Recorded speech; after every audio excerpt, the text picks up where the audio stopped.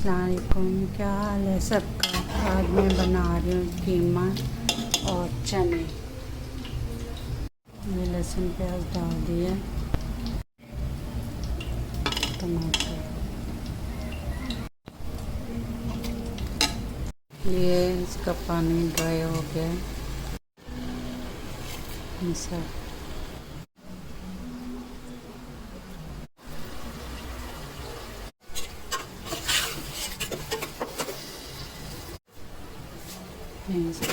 चने